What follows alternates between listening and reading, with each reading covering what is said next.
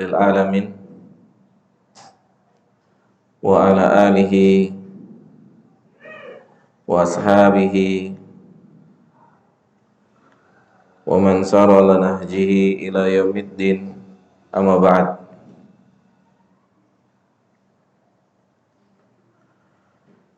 Uhayyikum bi tahiyatil Islam. Assalamualaikum warahmatullahi wabarakatuh.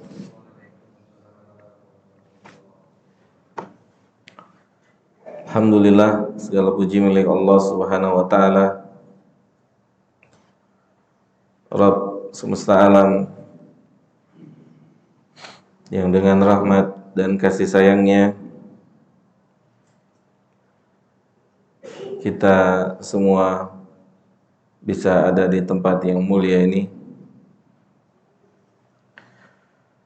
untuk mendekatkan diri kita kepada Allah Subhanahu wa taala dengan jalan belajar ilmu agama.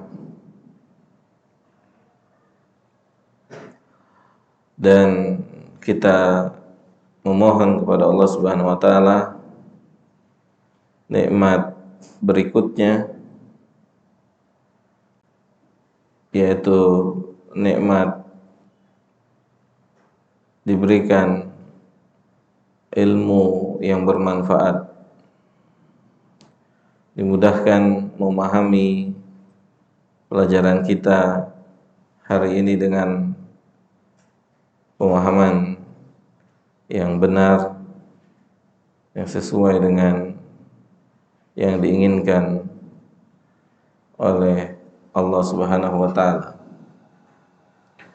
Dan kita mohon taufik pada Allah Subhanahu wa taala, semoga Allah berikan kita kemampuan untuk bisa mengamalkan ilmu yang telah kita ketahui. Baik jamaah yang dimuliakan, kita lanjutkan kajian kita sore hari ini dari pembahasan kitab Al-Wajibat Al-Mutahattimat Al-Ma'rifah ala kulli muslimin wa muslimatin, karya Syekh Abdullah Al-Qara'awi. Pada kesempatan kali ini kita telah sampai pada pembahasan tentang ilmu, yakni 4 perkara yang disampaikan oleh penulis yang sepatutnya, yang selayaknya mendapatkan perhatian dari setiap muslim dan muslimah. Yang pertama adalah kita telah bahas, yaitu ilmu. Ilmu tentunya adalah ilmu agama. Ilmu yang dimaksud adalah ilmu agama.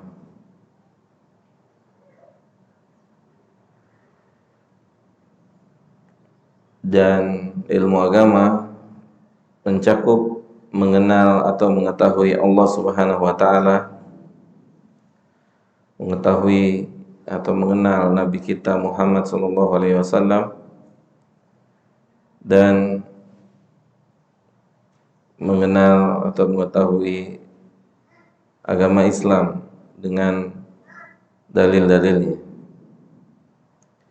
Jadi perkara pertama yang harus mendapatkan perhatian, yang selayaknya mendapatkan perhatian khusus dari seorang muslim ataupun muslimah adalah ilmu.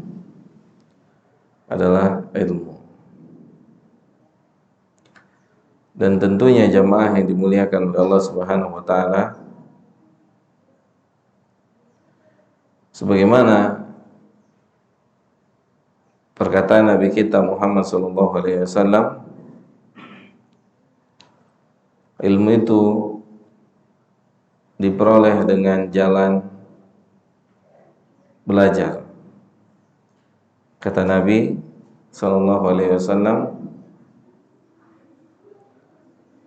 al-ilmu bit-ta'allumi, al-ilmu bit-ta'allumi. Ilmu itu bisa diperoleh, bisa didapatkan oleh seseorang dengan cara belajar, tidak ada cara yang lain, ya, dengan cara belajar. Maka jamaah yang dimuliakan oleh Allah Subhanahu wa taala, untuk memperoleh ilmu maka diperlukan ikhtiar, dan di antara ikhtiarnya adalah belajar, ya, baik di masjid, di musola, di pondok, atau di mana saja.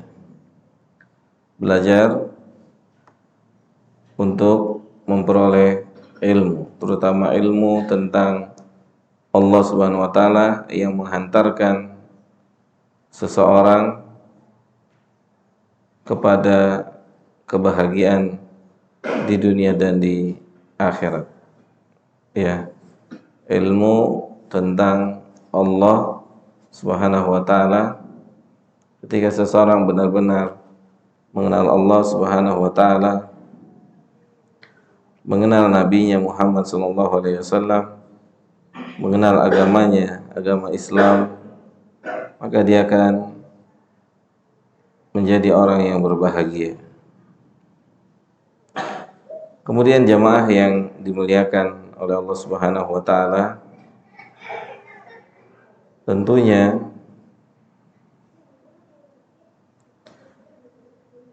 setelah seseorang memiliki ilmu, ada tuntutan berikutnya. Ada yang harus dijalankan setelah dia memiliki ilmu. Dan sebelum kita masuk ke tahapan berikutnya, kita harus tahu terlebih dahulu betapa besarnya ilmu agama, betapa pentingnya atau betapa mulianya ilmu agama.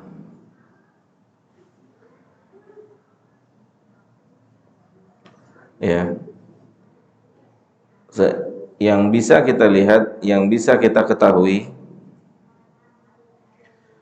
dari ayat-ayat Al-Quran dan hadis-hadis Nabi kita Muhammad Sallallahu Alaihi Wasallam, kita bisa tahu tentang kebesaran ilmu, kemuliaan ilmu dari ayat dan dari hadis. Ini adalah jamaah yang dimuliakan oleh Allah, ini adalah langkah pertama yang menentukan langkah kedua. Langkah pertama, jika seseorang tepat, maka akan mudah untuk masuk kepada langkah yang kedua.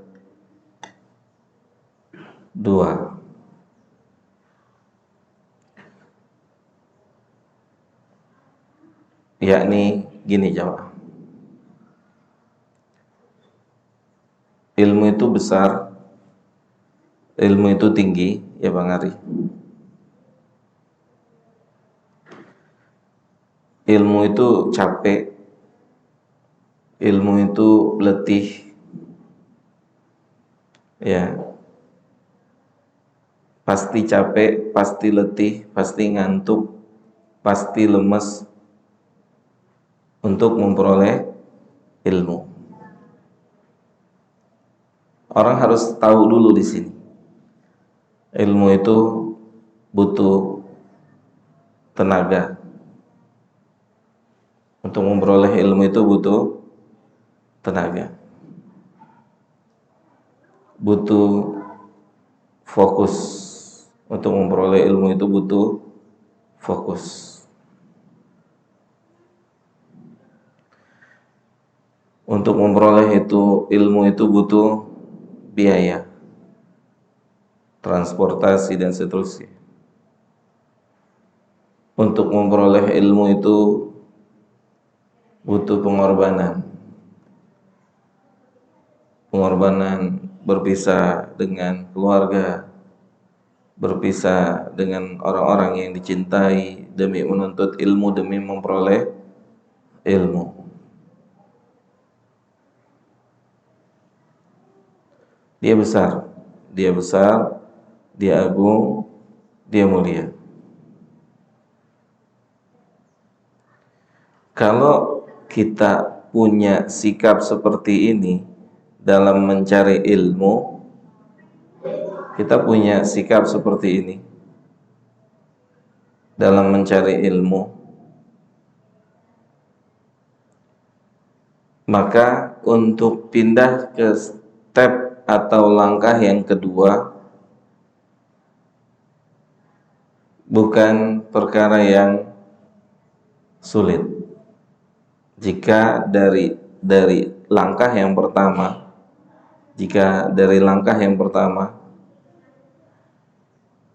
kita sudah mengetahuinya dengan atau menempuhnya dengan benar, maka untuk pindah ke langkah yang kedua itu akan terasa lebih mudah.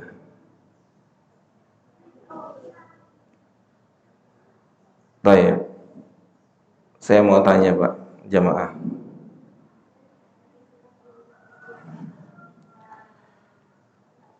Gimana atau langkah apa yang harus dimulai oleh orang-orang atau oleh siapapun yang ingin ikut bela diri? Apa step pertama, apa langkah pertamanya, apa? Kuda-kuda atau langsung masuk ke jurus?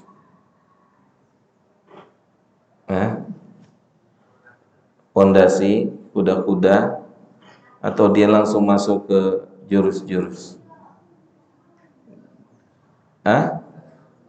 Baik. Begitu juga dengan ilmu, jamaah. Begitu juga dengan ilmu. Karena ilmu punya anak turun menurun yang harus kita tempuh. Sebagaimana orang belajar ilmu bela diri atau yang lainnya. Masuk sabuk putih. Setelah sabuk putih selesai, ada sabuk berikutnya. Setelah sabuk selesai, ada pindah lagi sabuk berikutnya. Kalau dia fokus dari mulai awal sampai di sabuk-sabuk berikutnya, sampai di langkah-langkah berikutnya, itu akan terasa mudah. Tapi kalau di awal saja dia nggak fokus, dia nggak perhatian, itu untuk masuk ke tahap berikutnya susah.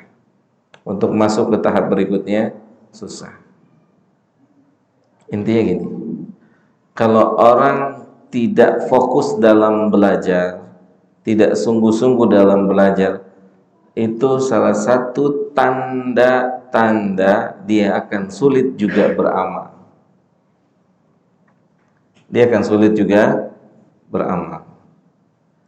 Ya.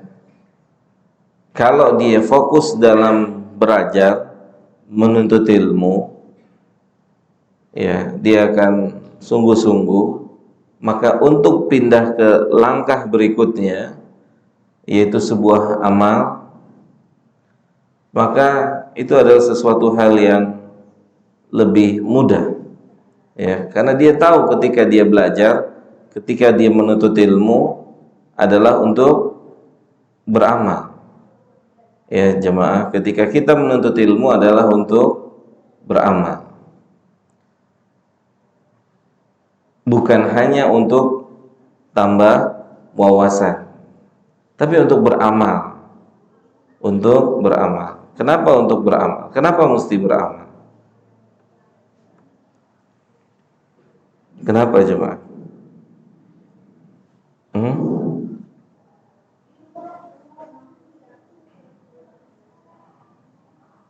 Kenapa Bang Ari? Kenapa mesti beramal?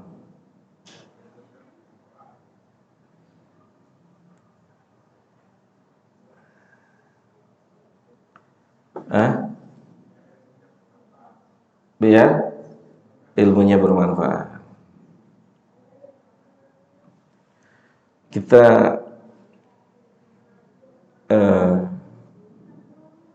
lihat firman Allah dalam surah Az-Zukhruf. Dalam surah Az-Zukhruf ayat ke-72. Dalam surah Az-Zukhruf ayat ke-72.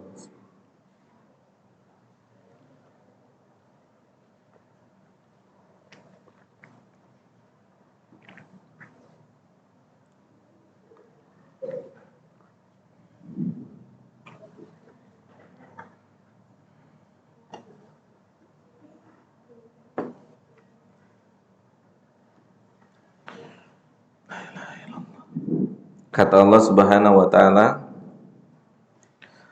"Wa tilkal jannah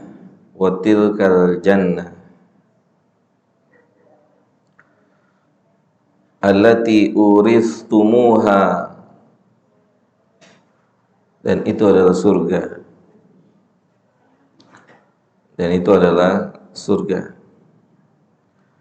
yang akan diwariskan oleh orang-orang yang berhaknya, oleh orang-orang yang berhak. Lihat jemaah, kata Allah, wa tilkal jannatu allati uristumuha. Kemudian Allah bilang apa? Bima kuntum ta'malun. Akan diwariskan oleh orang-orang yang beramal, oleh orang-orang yang beramal, melakukan amal. Allah Jalla Jalalu di sini tidak menyebutkan surga itu diwarisi oleh orang-orang yang hanya punya ilmu, tapi surga itu diwarisi oleh orang-orang yang telah mengamalkan ilmunya. Jelas? Jadi ilmu itu jika tidak berbuah menjadi amal, maka ilmu tersebut belum dikatakan sebagai ilmu yang bermanfaat. Ilmu tersebut belum dikatakan sebagai ilmu yang bermanfaat.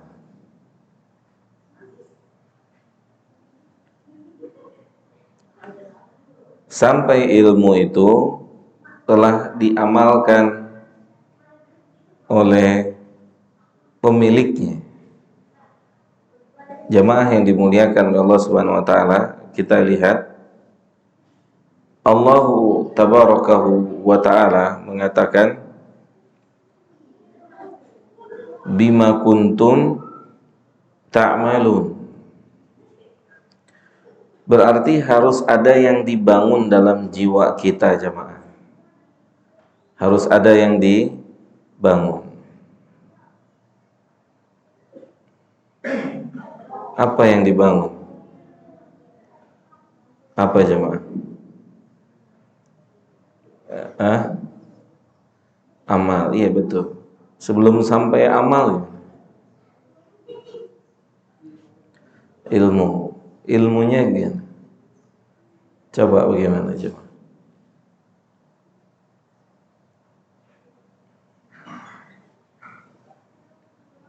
Gimana, coba? Yaitu membesarkan ilmu, mengagungkan ilmu, membesarkan dan mengagungkan ilmu itu menentukan apakah kita bisa beramal atau tidak. Apakah kita bisa beramal atau tidak. Sederhana.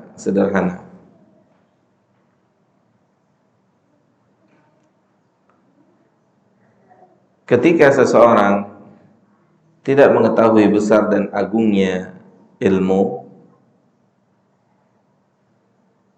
maka dia tidak bisa bertahan di atas ilmu. Dia tidak bisa bertahan di atas ilmu. Ketika dia tidak bisa bertahan di atas ilmu, maka dia pun tidak mungkin bisa beramal. Bertahan di atas ilmu itu sulit. Mempertahankan seseorang dalam kondisi berilmu itu sulit. Dan dia tidak mungkin bisa pindah ke langkah berikutnya, yaitu mengamalkan ilmu, kalau dia tidak bisa bertahan di atas ilmu.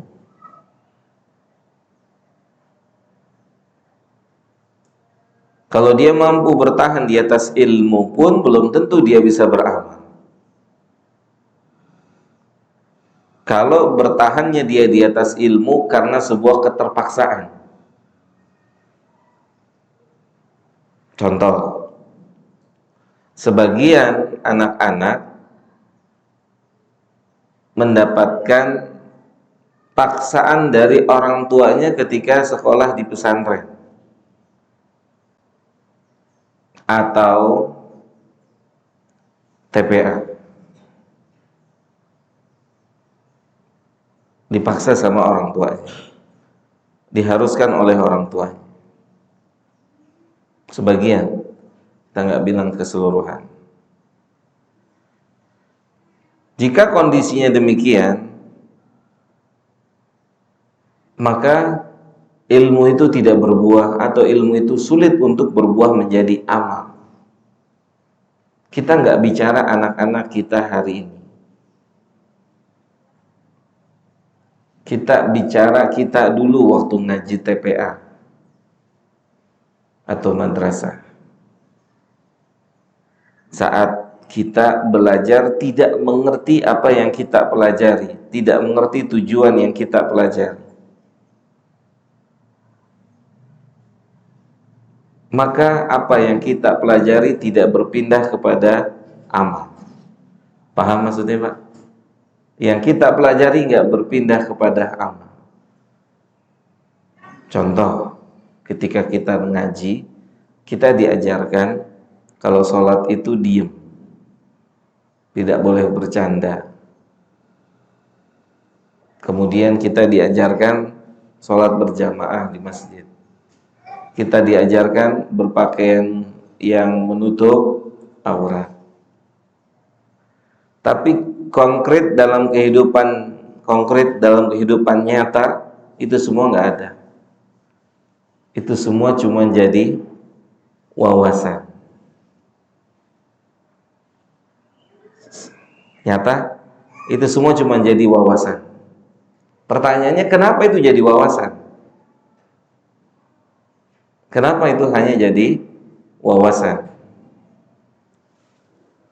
Hah? Kenapa jadi wawasan? Pak jemaah, kalau kita baca sejarah, penuntut ilmu dulu itu nggak butuh waktu lama untuk ngerubah cara bicara. Cara bicaranya berubah ketika dia sudah belajar agama. Cara berjalannya berubah ketika dia sudah belajar agama. Cara ke masjidnya juga berubah ketika dia sudah belajar agama. Cara berpakaiannya dia juga berubah ketika dia sudah belajar agama. Paham sampai sini, Pak? Kalau ilmu itu tidak dapat merubah kita, maka ilmu itu belum bisa dikatakan sebagai ilmu yang bermanfaat.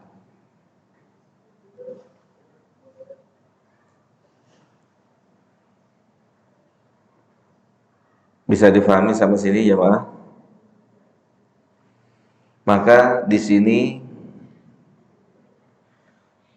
adanya atau perlunya kita menyadari akan keagungan ilmu. Ilmu itu besar. Buat apa kita ingin punya ilmu? Untuk apa? Untuk apa coba? Antum tanya sama diri antum, untuk apa? Untuk apa antum duduk di majelis ilmu? Apa untuk hanya tunggu sampai waktu maghrib? Untuk apa? Hah? Untuk apa, Bapak? Untuk apa? Tujuannya, motivasinya. Itu menentukan kita bisa beramal atau tidak. Itu menentukan. Di setiap kita belajar, kita tanya diri kita, untuk apa? Pastikan banyak, Pak, alasannya. Sahih, alasannya banyak. Kalau alasannya tepat, itu dapat membantu kita untuk beramal. Dapat membantu kita untuk beramal.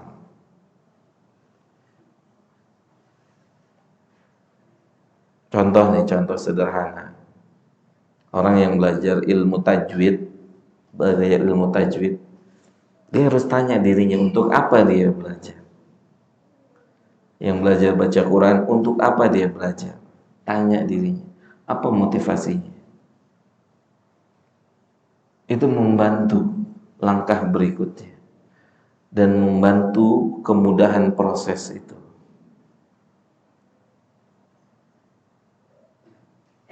Ya, membantu proses.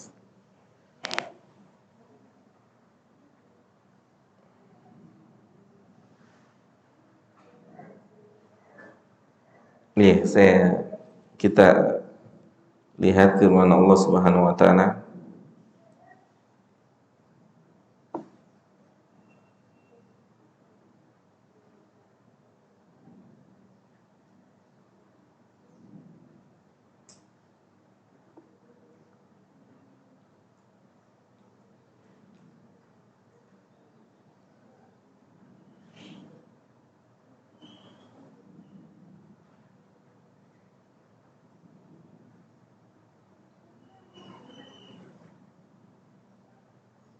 Di surat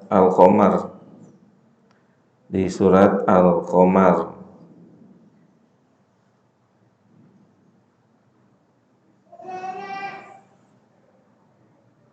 ayat ke-17.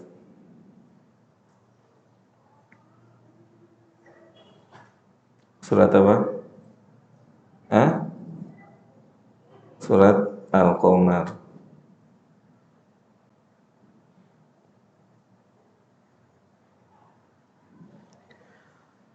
Apa Bang Ari? Baca.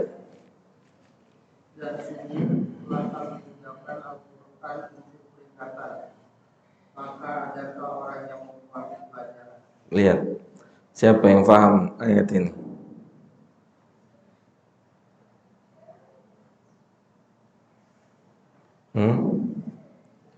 Siapa yang paham?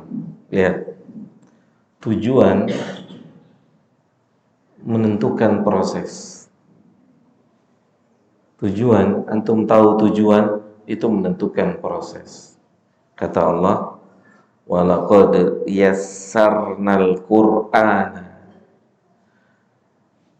Al-Quran itu mudah untuk dihafal, mudah. Allah yang bilang. Allah yang bilang Al-Quran itu apa? Mudah untuk dihafal. Tapi Allah kasih garis bawah untuk siapa?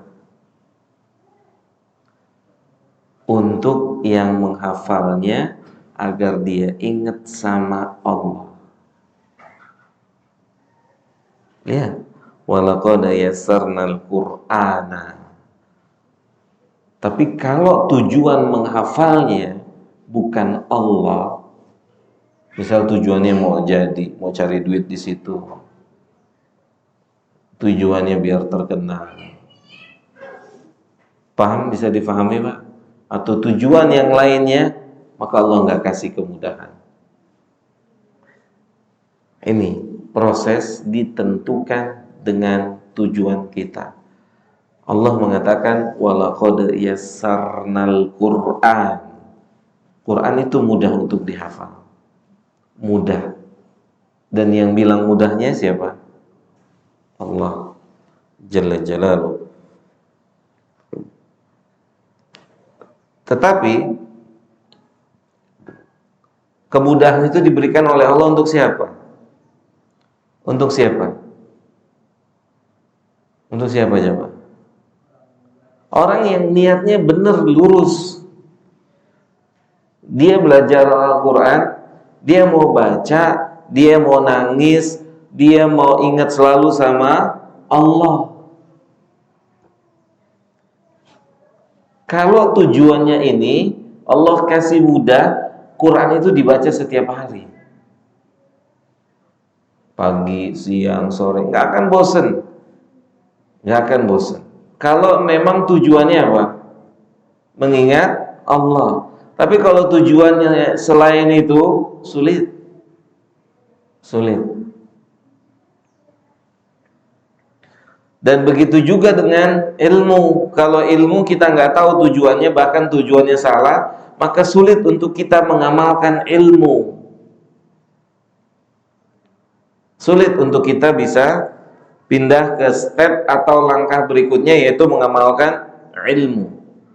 Jadi kita harus benar tujuan awalnya ketika kita belajar ilmu agama. Ya, ketika kita belajar ilmu agama. Sebagaimana tadi difirmankan oleh Allah dalam surah Az-Zukhruf, wa tilkal jannatul lati uristumuha, itu adalah surga yang diwariskan, yang akan diwariskan oleh siapa? Oleh orang-orang yang beramal.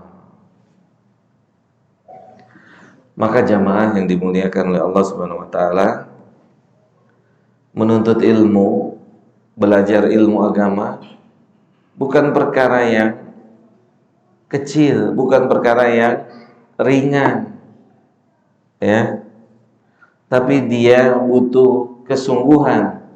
Kita nggak akan bisa berubah, kita nggak akan bisa pindah ke amal kalau kita saja nggak ngerti berilmu. Tidak paham. Bisa difahami sampai sini, Pak?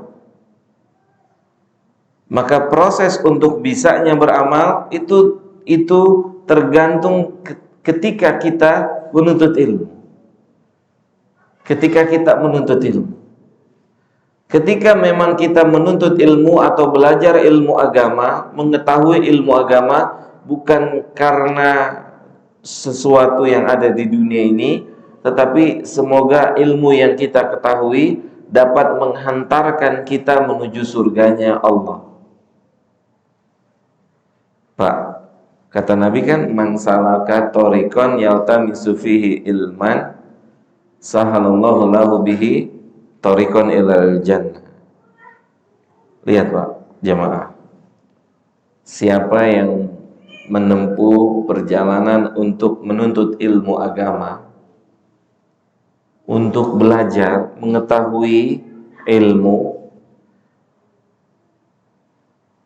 maka akan Allah beri kemudahan dia masuk ke dalam surga. Pertanyaannya gini, apakah penjelasan yang benar tentang hadis ini? Saya kasih ilustrasi, Pak. Sarjana itu banyak, Pak. Sarjana banyak gak? Sarjana yang gak punya ilmu ada nggak? Sarjana tapi gak ada ilmunya ada atau tidak? Sarjana tapi gak ada ilmunya, gak ngerti dia gitu, dia gak paham ilmu. Sarjana gak punya ilmu. Demikian juga dengan dunia ilmu agama. Orang ya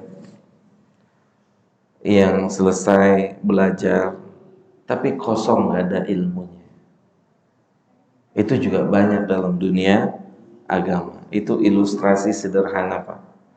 Banyak orang berlabelkan sarjana tapi ilmunya nggak ada, ilmunya kosong melompong, zong. Kenapa, Pak?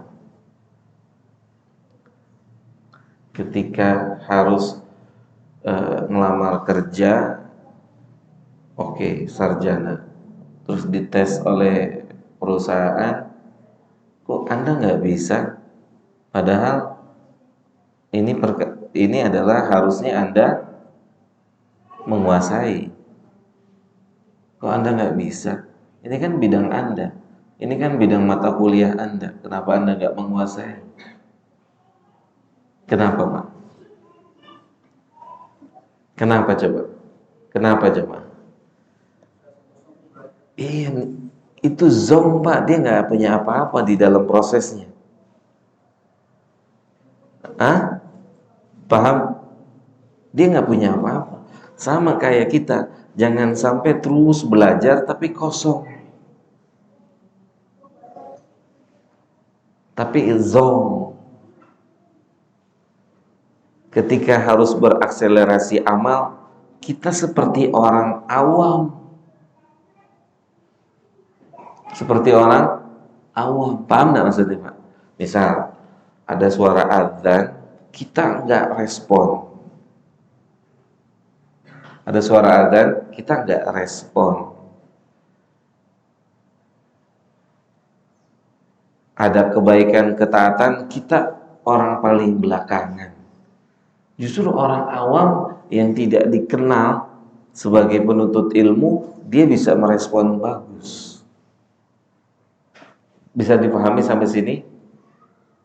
Gitu, Pak. Itu yang dimaksud jangan ilmu itu bisa pindah kepada amal jika dalam proses ilmunya gimana? Benar, tepat. Kenapa sholat berjamaah berat? Kenapa? Kenapa saf pertama berat? Kenapa khusyuk berat? Karena proses mempelajarinya tidak tepat. Paham sampai sini jamaah? Jelas, Pak? Kalau prosesnya tepat, beban untuk pindahkan ke amal, ke step berikutnya itu mudah. Orang dia sudah kuasai. Orang dia nikmati kok. Dia nikmati. Oke, ijazahnya mana? Ini. Oke, dites dia. Semuanya bisa dia jawab, bisa dia kerjakan. Oke, saya terima.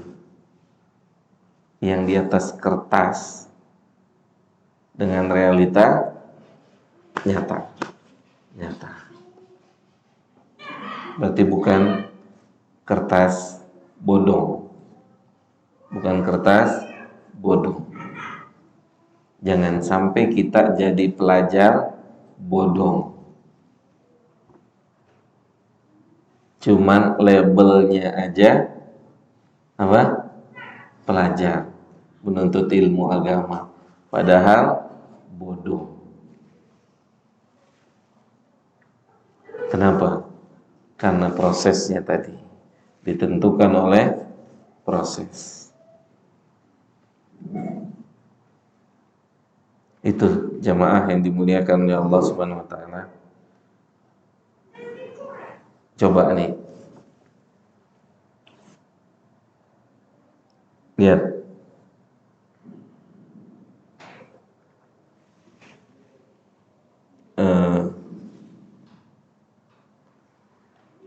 apa namanya? Dulu orang dulu, pelajar dulu,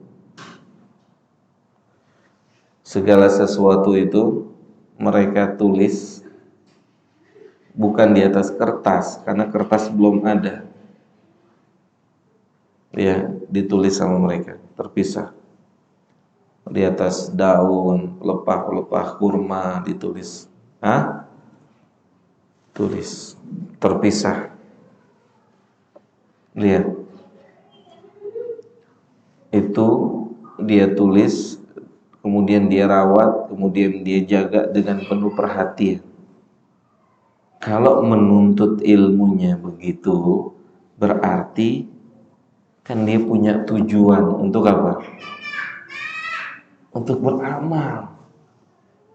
Untuk beramal. Gak mungkin dia sudah capek-capek, terus capek-capek apa? Nulis, terus dia gak beramal, itu gak mungkin. Paham sampai sini jamaah?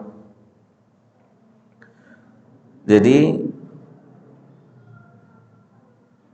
step atau langkah yang kedua yang kita harus miliki setelah kita diberi kesempatan oleh Allah Subhanahu wa taala untuk belajar adalah ilmu. Adalah setelah belajar ilmu adalah mengamalkan ilmu. Al-amalu bihi. Pasti pertanyaannya, amalnya, beramal kenapa lebih berat daripada menuntut ilmu?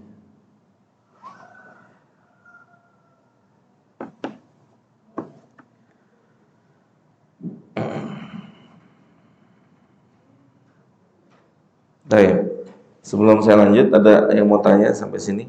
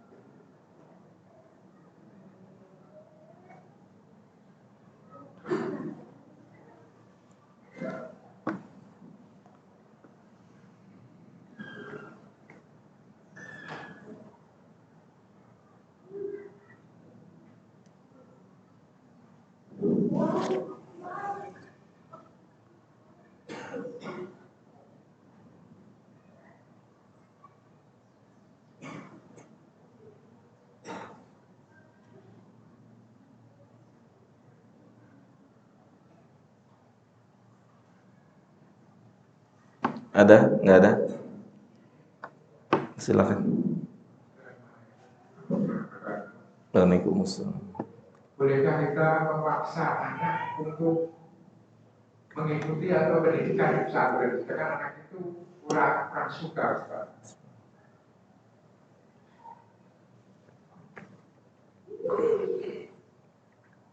Iya, anaknya usia berapa, Pak? Oh ya.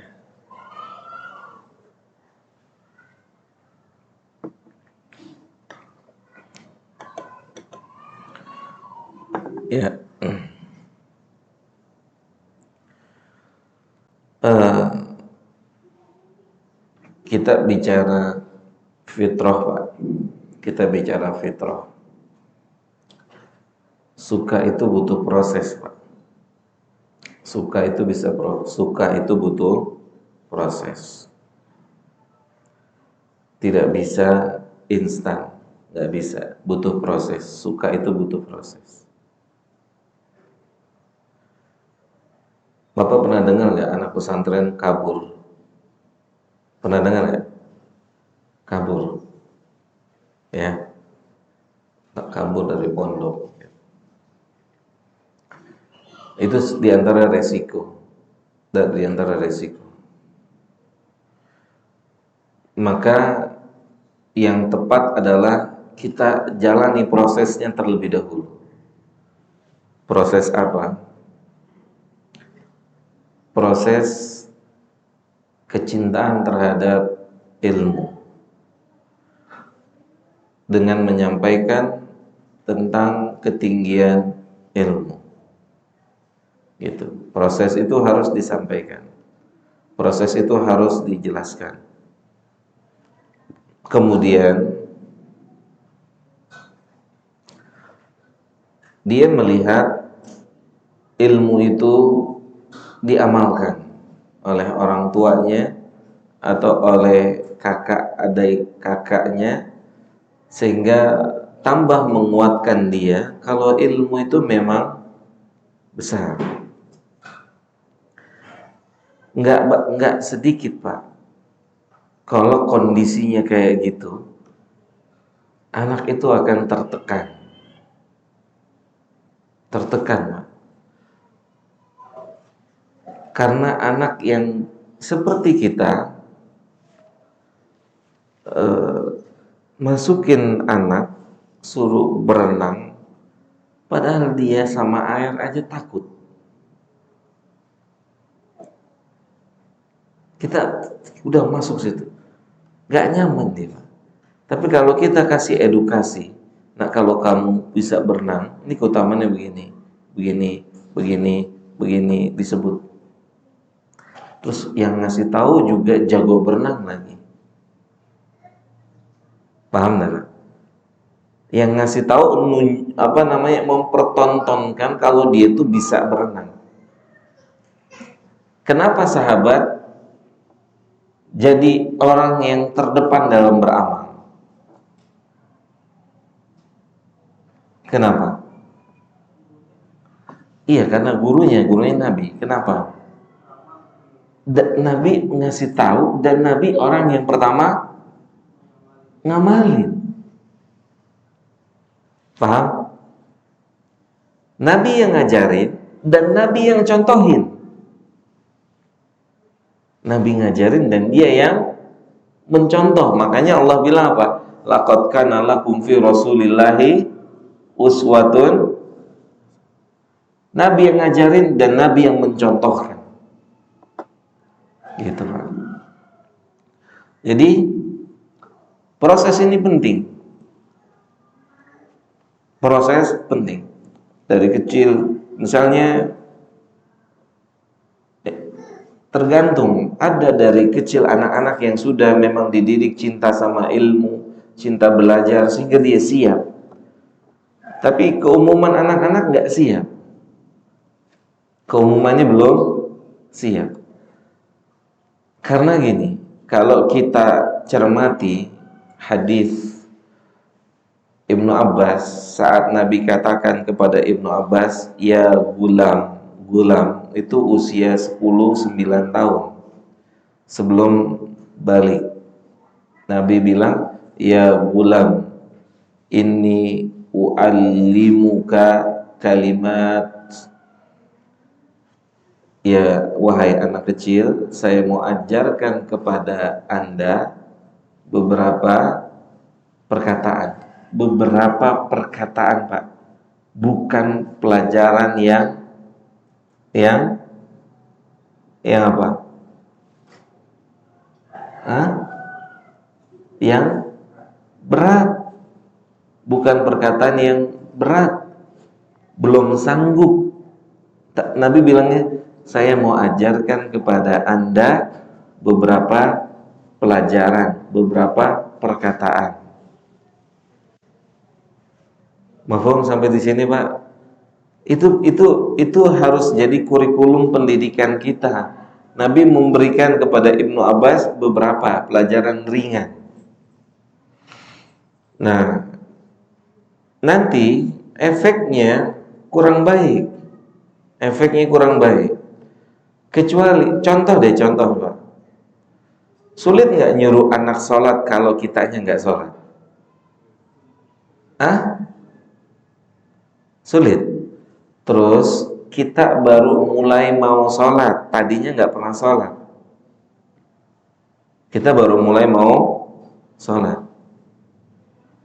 Tadinya kita nggak pernah contohin, nggak pernah ngajak anak sholat, terus Allah kasih kemudahan kita sholat.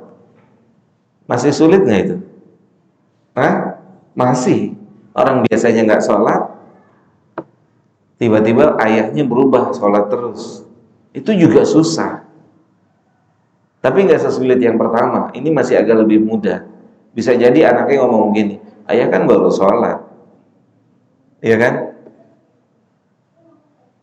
Kalau ibarat kaki, pemain taekwondo atau silat, ibarat kaki itu udah kaku, kan butuh waktu untuk ngelenturin. Paham nggak? Butuh waktu, Pak, untuk melenturin pelan-pelan sampai dia lentur. Bisa difahami sampai sini? Kitanya harus lihat setiap anak punya karakter beda-beda. Tergantung karakter itu, tergantung kita mendidiknya. Paham? Maka keumuman anak masuk pesantren itu di usia SMP, keumuman. Dan nggak sedikit juga di usia SMP sulit memasukkan anak ke pesantren. Ya enggak? Kenapa? Kenapa sulit? Kenapa, Pak? Itu balik lagi ke situ juga. Antum belajar nih, antum belajar. Konsentrasi itu susah. Orang sebelumnya nggak pernah konsentrasi, ya nggak? Soalnya nggak. Dulu belajarnya nggak pernah konsentrasi, terus tiba-tiba antum belajar mau serius, mau konsentrasi, susah nggak? Susah. Butuh waktu, butuh proses. Bisa difahami sampai sini? Kitanya harus sabar, kita lihat, kita didik anak kita didik diri kita sabarin, terus pelan-pelan sampai jadi punya kita. Kalau itu punya kita, enak, Pak. Makanya istilah ulama, faqidu syai' la yu'ti. Faqidu syai' la yu'ti. Orang yang nggak punya kan nggak bisa ngasih, Pak. Iya tak? Paham kan? Orang yang nggak punya bisa ngasih nggak? Orang nggak punya kok bisa ngasih? Nggak bisa. Dia cuma bisa bilang promo. Iya kan? Bukan punya dia tapi barangnya. Punya siapa? Punya orang lain. Tapi kalau yang punya bisa ngasih nggak?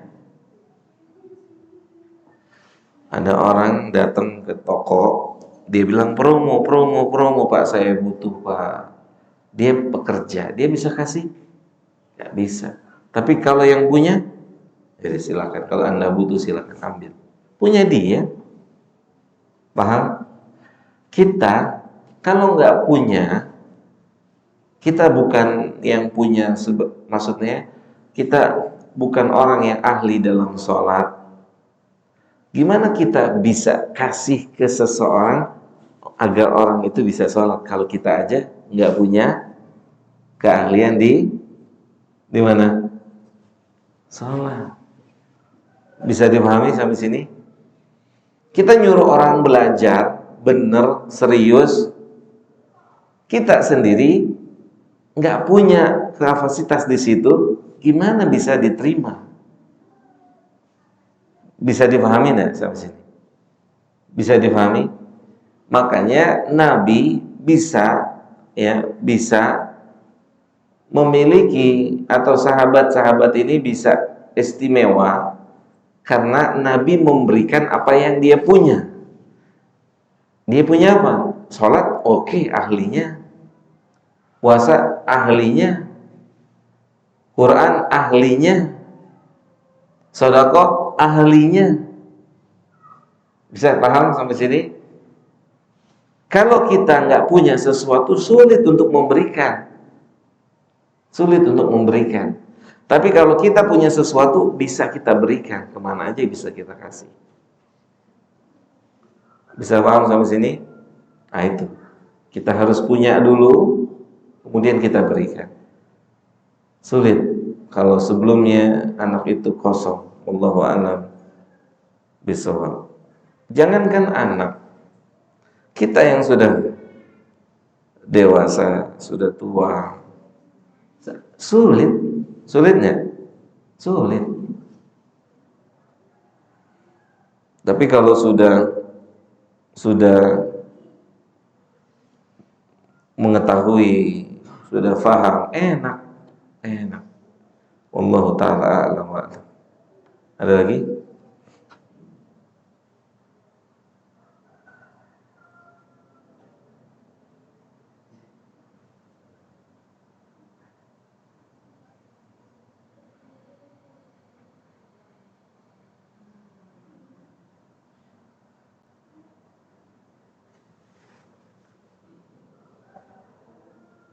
Assalamualaikum warahmatullahi wabarakatuh. Waalaikumsalam. Apa bahayanya ketika kita beramal, melakukan tanpa landasi dengan ilmu, atau sebaliknya kita punya ilmunya tapi kita tidak mengamalkan? Apa bahayanya? Iya. Assalamualaikum. Iya. Gini Pak, bahayanya fatal, sangat fatal. Apa artinya? Iyyaka na'budu wa iyyaka nasta'in. Artinya apa? Hanya kepada Allah kita menyembah, dan hanya kepada Allah kita minta pertolongan. Itu artinya.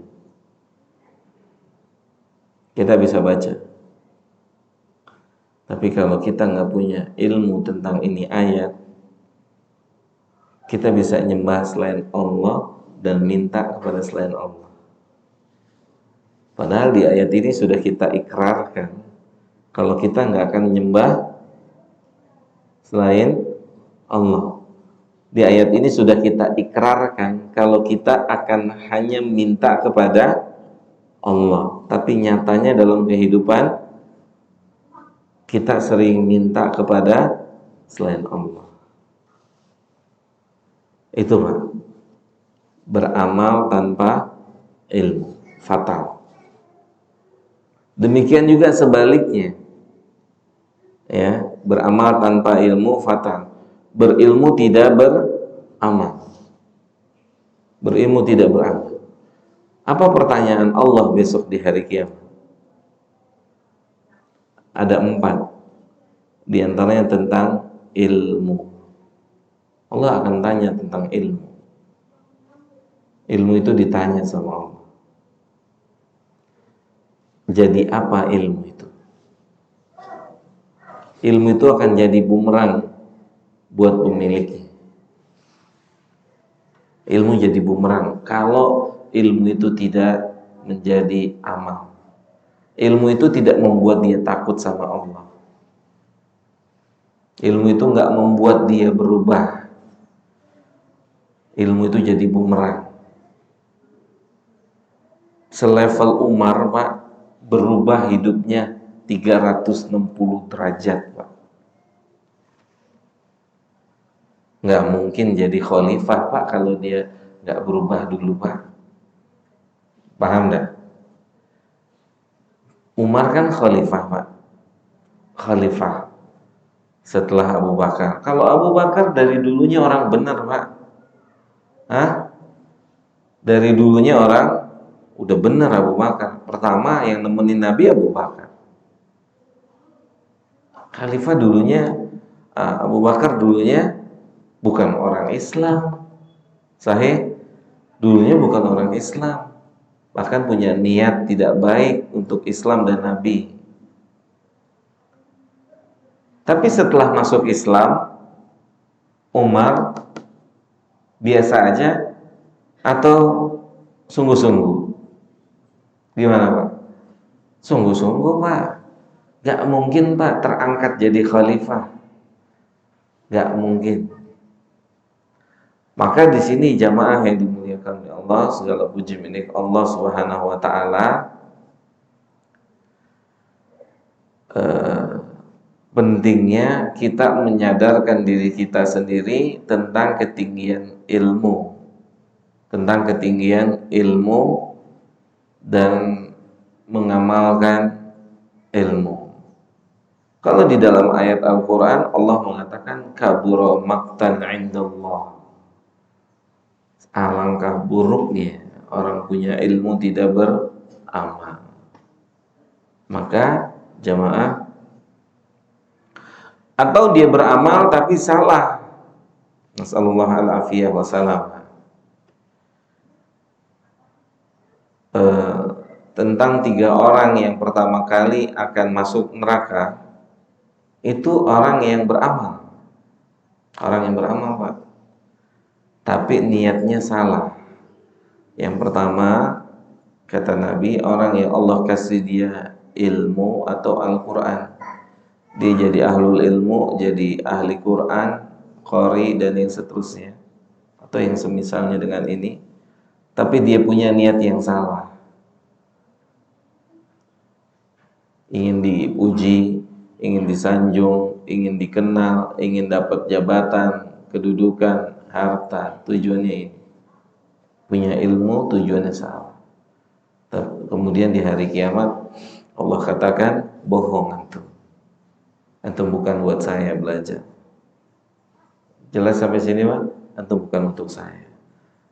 Maka tadi saya sampaikan, Pak, di awal perpindahan dari ilmu ke amal itu ditentukan dari bagaimana caranya kita menuntut ilmu.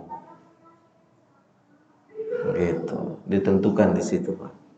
Kalau kita benar dari awal yang menuntut ilmu, maka akan diberi kemudahan untuk pindah ke amal. Kita sudah lihat tadi surat Al-Qamar, walaqad yassarnal Qur'ana lidzikri. Al-Quran udah Allah berikan kemudahan, tapi Allah bilang kemudahan untuk orang yang punya tujuannya mengingat Allah. Paham? Tujuannya mengingat Allah, Allah kasih kemudahan. Gitu. Jelas, Pak? Allahu a'lam bishawab.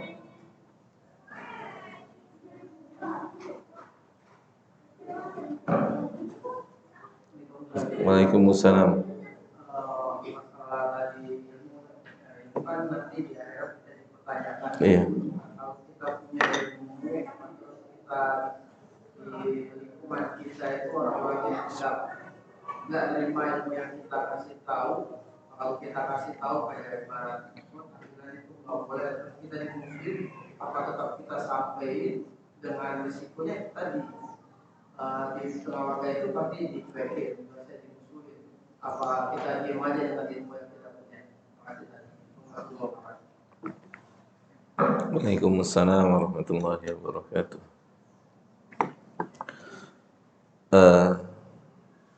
Gini,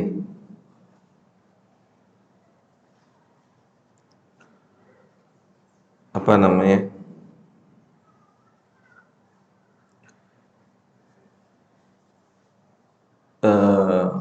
Peran back, playmaker, main sayap, striker, kiper, perannya sama apa beda? Hah? Beda. Beda.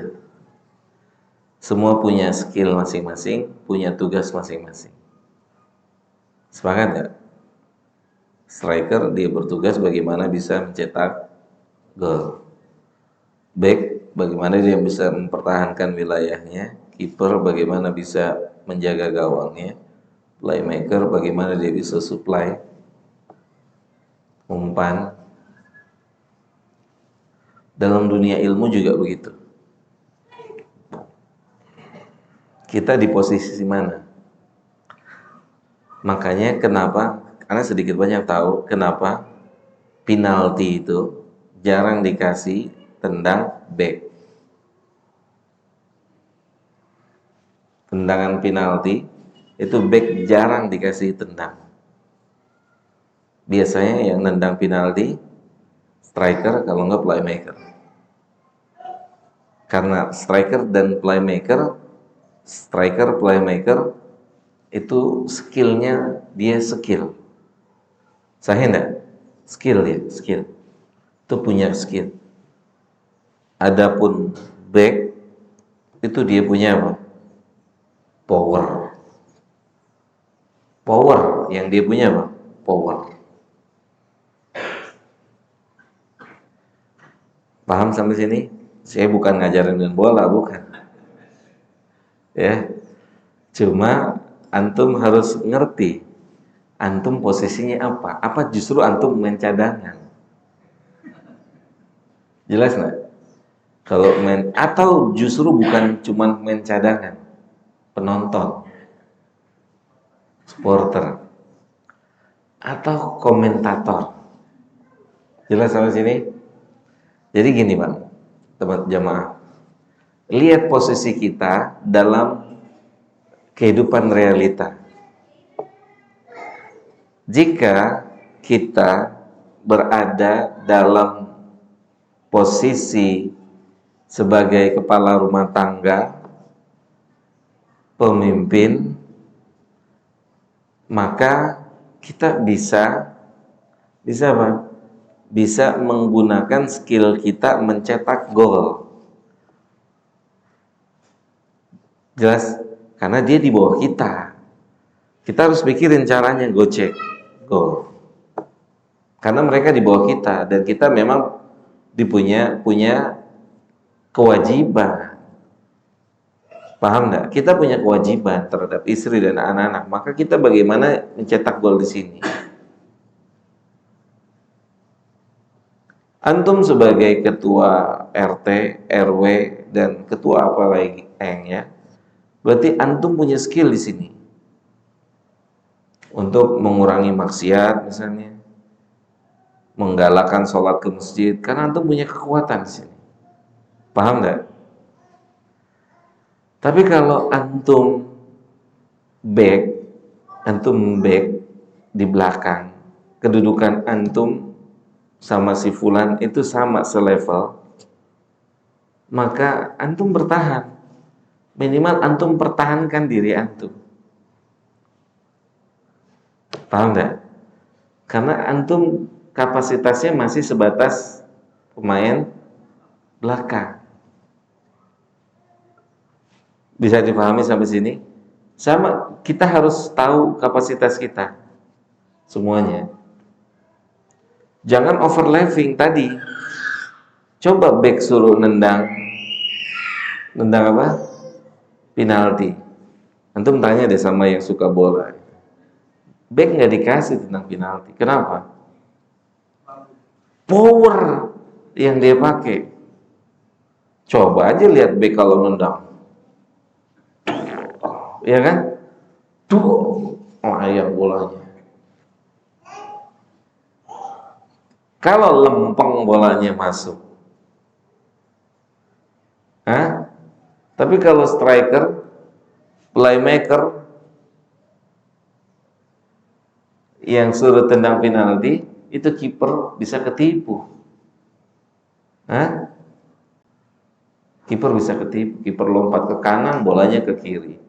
Kiper lompat ke kiri, bolanya ke kanan. Kiper di tengah, bolanya kanan atau kiri. Bisa dipahami Bang Ari. Jadi dalam dunia ilmu seperti itu. Posisi kita siapa, kapasitas kita sampai di mana. Nah, kalau jelas ya. Wallahu a'lam bishawab.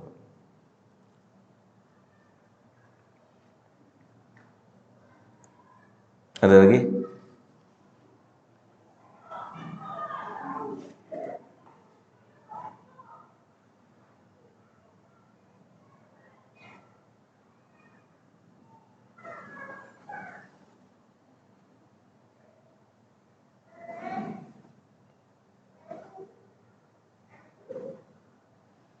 Enggak ada.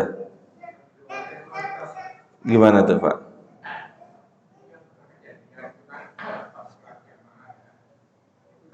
Indonesia itu imam benar-benar tiga, cuman ada jamaah itu menganggapnya baru dua. Jadi kalau mau kita betul lagi, jadi kita kan kayaknya saling membetulkan. Jadi dari gimana itu? Dan jamaah lain juga yakin itu benar imam, gitu. Tapi yang di belakang kemarin justru menyalahkan gitu. Gimana itu, Pak? Iya, ada khilaf ya, Pak ya. Berarti semuanya nggak konsentrasi tuh. Imam makmumnya gitu. Iya. Makanya ya kalau sudah terjadi sudah. Maksudnya kalau memang imamnya juga ragu gitu ya. Imam udah duduk, harusnya tetap berdiri.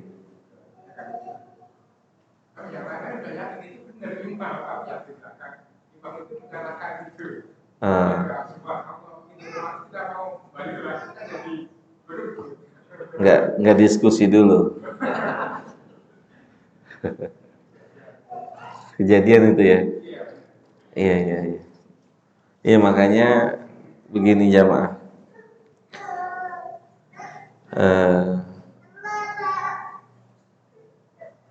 Balik lagi kepada ilmu ya Pak ya. Balik lagi pada ilmu.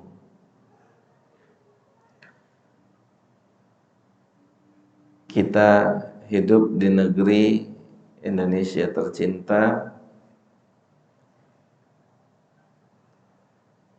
dengan kapasitas keumuman kaum muslimin itu berada pada juz 30. Ya, kapasitasnya di situ kan. Juz 30. Juz 30 juga diperinci lagi kan. Al-hakumut ke bawah kan gitu. Ya. Sahih enggak? Diperinci ke situ. Maka ketika seorang diamanahkan menjadi imam, maka dia juga harus punya ilmu. Makanya kenapa Abu Bakar yang dipilih jadi imam saat Nabi sakit, bukan Ubay bin Ka'ab, bukan Abdullah bin Mas'ud, ahli Quran itu. Abu Bakar tidak termasuk bagian orang yang ahli Quran, ahli baca Quran. Tapi kenapa Abu Bakar? Nah, di sini kata para ulama, inilah letak keistimewaannya Abu Bakar karena dia lebih faqih, lebih alim dalam ilmu, maka Abu Bakar yang dipilih.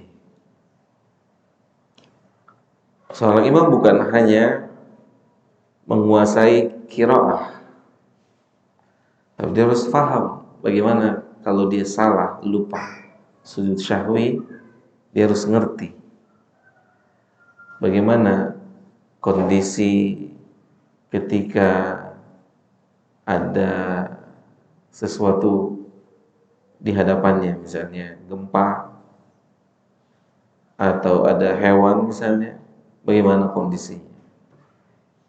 Paham? Jadi imam itu harus orang yang faqih, bukan hanya sebatas apa? Bisa baca. Dia harus faqih. Ketika ada anak berisik, bagaimana imam? Gitu, dan seterusnya. Ketika ada orang tua, ada orang punya hajat, imam harus faqih. Kayak Nabi kalau mimpin sholat, itu diperiksa sama Nabi, safnya semuanya diperiksa. Satu, saf. Nabi jalan. Nabi kalau pimpin sholat, Pak, itu Nabi periksa dari satu saf pindah kedua, ketiga, terus dicek, Pak. Itu nanti menentukan apa yang akan dibaca dalam sholat. Itu menentukan. Kenapa? Karena Nabi SAW mengatakan ketika kalian mimpin sholat, perhatikan orang yang di belakang kalian. Barangkali ada orang yang punya hajat, barangkali ada orang tua, dan seterusnya. Nah, itu Nabi begitu dicek, periksa. Sallallahu alaihi wasallam. Jadi untuk sang imam. Yang kedua, bacaan buat sang imam. Wallahu ta'ala a'lam wa a'lam. Banyak atau ada beberapa imam takalluf, membebankan diri dalam bacaan. Maksudnya apa? Dia membaca surat terbaru yang paling baru dia hafal. Jadi usia surat itu baru, makanya suka berbet bacanya. Lupa. Takalluf, terlalu membebankan diri. Kenapa? Karena punya niat yang lain selain wajahnya Allah. Takalluf. Nabi bilang baca yang mudah. Baca yang mudah. Berapa banyak imam baca surat yang gak difahami oleh makmum? Sahih enggak? Akhirnya mentok, balik lagi qul huwallahu ahad. Kejadian gak? Sering? Takalluf. Kenapa gak awal qul huwa aja? Emang ada masalah dengan qul huwa? Masalahnya di mana? Masalahnya antum tidak ikhlas, jadi gak baca qul huwa.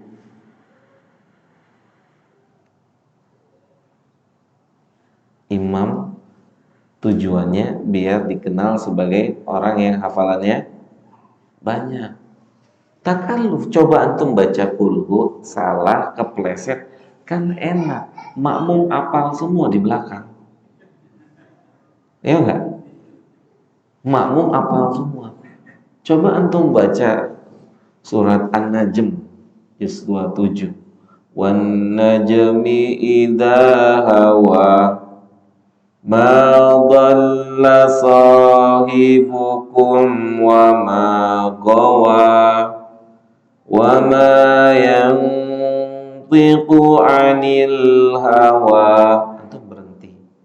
Yang di belakang siapa yang mau benerin? Yang mau benerin siapa? Akhirnya antum dikerjain sama setan.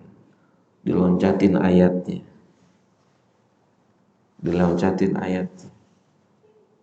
Gitu. Atau nggak ada yang berhenti, nggak ada yang benerin juga. Bismillahirrahmanirrahim. Qul huwallahu ahad. Kenapa nggak dari pertama?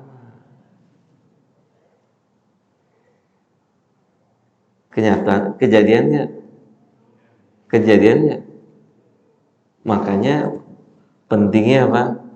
Mengetahui tujuan. Mengetahui tujuan itu menentukan amalnya. Coba bacanya. Allahu Akbar. Tabbat yada abi lahabin wa tabb. Ma aghna. Antum berhenti. Ma aghna. Antum berhenti. Yang di belakang nyaut nggak? Nyaut. Kenapa nyaut? Ya hafal. Begitu kan enak. Enak gak? Enak. Betingkah sih. Hah? Betingkah. Kalau mau betingkah sendiri aja kan. Kalau sendiri yang salah dia nggak beban, nggak banyak orang. Hah? Sendiri. Makanya Masya Allah deh Pak ya. Hari ini orang mau mimpin sholat bingung mau baca surat apa. Hah? Surat apa yang dia mau baca? Dia mau cari kira-kira surat apa yang jamaah nggak hafal. Biar dibilang apa? Keren. Hafalannya banyak loh dia loh, Masya Allah. Nggak taunya berbet-berbet gitu kan. Berbet-berbet. Nabi udah bilang baca yang paling mudah. Nah, itu untuk imam, ya. Untuk siapa? Untuk imam. Kan Nabi bilang kalau mau panjang saat sholat sendiri. Antum panjangin aja, orang gak ada yang nungguin antum. Ya kan? Tapi kalau antum sholat berjamaah panjang, yang punya anak deg-degan. Anak gue nyungsep gak nih kan gitu. Ya kan? Kecebur gak nih? Begitu. Nabi itu ngedengar suara anak kecil nangis, cepet langsung sholatnya.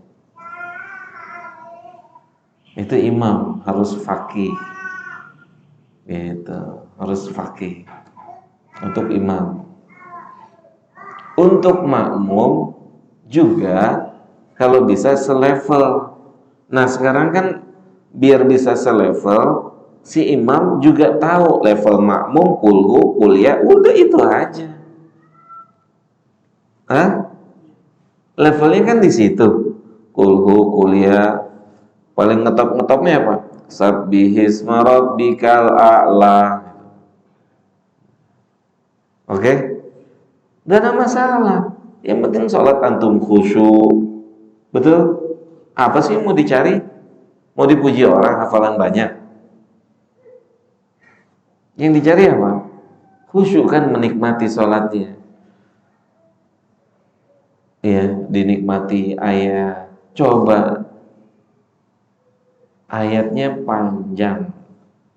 Boro-boro dinikmati. Ngegerutu iya, surat apa lagi dia baca? Jujur, antum gitu kan? Enggak. Enggak salah lagi. Hah? Betul Pak? Ini baca dia, makanya Masya Allah, inilah fungsinya kita belajar Pak. Dulu kita waktu kuliah Pak, itu syekh kalau pimpin sholat pendek, nggak usah syekh lah Pak. Bapak umroh coba, nanti suatu hari Allah izinkan umroh. Syekh Sudais itu kalau mimpin sholat juz amma Pak. Wal asr idza jaa nasrullahi wal fath. Sudais Pak. Antum mau bilang Sudais nggak hafal? Kurang ajar. Bacanya itu Pak. Karena tahu ribuan orang itu Pak. Hah? Coba ribuan orang dipimpin dengan satu juz. Waduh, kecuali Qiyamul Lail. Memang orang sengaja datang mau sholat. Ya, tengah malam waktu Ramadan. Ya begitu nih, ya Pak ya. Jadi imam harus ngerti, makmum juga harus mengerti, selevel, level. Biar nggak terjadi lagi. Dicegah. Kalau terjadi lagi repot.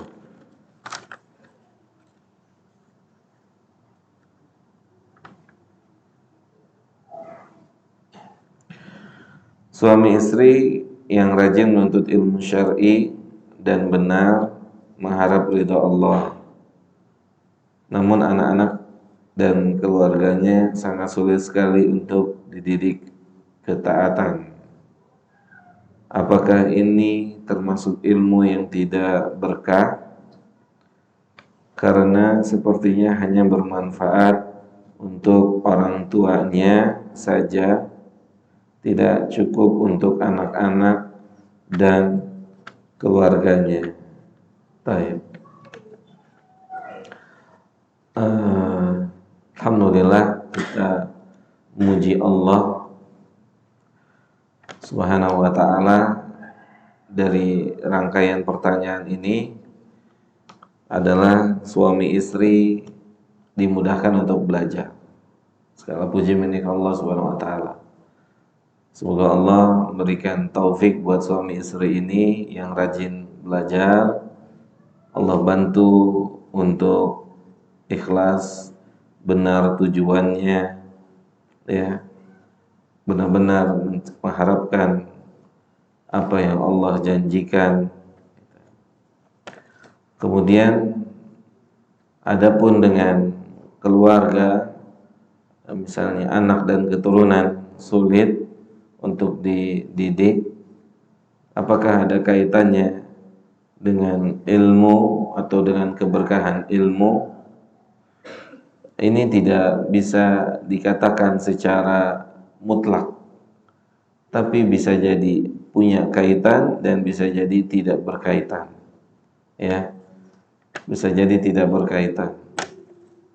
Kenapa? Karena kita tahu ada nabi, anaknya jadi nabi, ya, sahih. Dan kita juga tahu ada nabi, anaknya jadi musuhnya. Dan kita juga tahu ada anaknya nabi, bapaknya musuhnya. Berarti tidak bisa dikatakan secara mutlak ada ilmu itu tidak berkah. Anggaplah ini sebagai sebuah ujian. Jelas ya? Ujian. Kita nggak punya hidayah, yang punya Allah Subhanahu wa ta'ala. Kita cuma bisa berdoa, mencontohkan.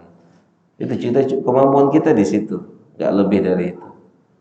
Jadi sehingga kita nggak menyalahkan diri kita juga, ya, kita nggak menyalahkan diri kita. Artinya kita sudah berusaha maksimal. Ingat sejarah Nabi menjadi musuh untuk orang tuanya atau untuk anaknya. Ada juga Nabi, anaknya jadi Nabi lagi, gitu. Berarti kondisinya beda-beda. Tidak dikatakan atau tidak bisa dikatakan mutlak ilmunya tidak berkah, enggak.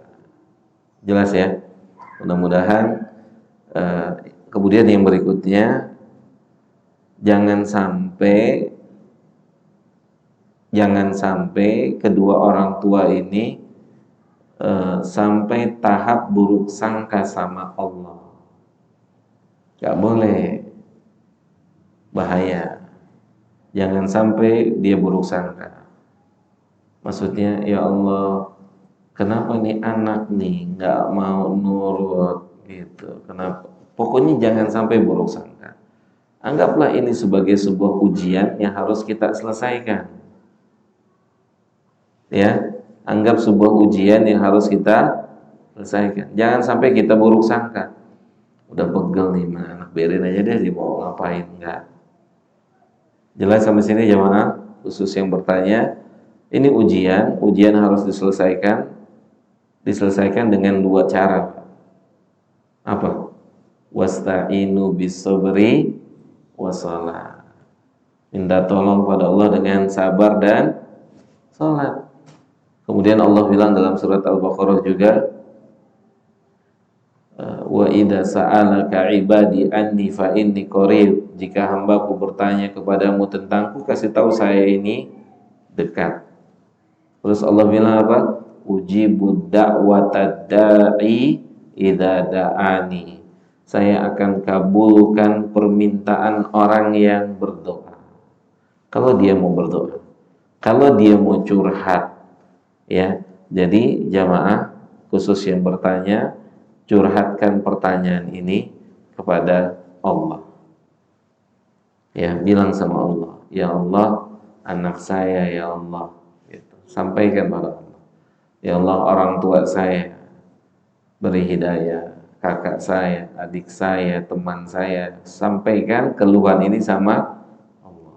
Tapi jangan keluhkan, jangan berprasangka buruk sama Allah. Justru kita harus optimis. Saya yakin bisa gitu. Saya yakin bisa. Allahu a'lam bishawab. Saya rasa cukup sampai di sini. Mudah-mudahan ada manfaatnya buat saya dan buat kita semua. Wassallallahu ala nabiyyina Muhammadin wa ala alihi wa sahbihi ajma'in. Subhanakallahumma bihamdika asyhadu an la ilaha illa anta astaghfiruka wa atubu ilaika. Assalamualaikum warahmatullahi wabarakatuh.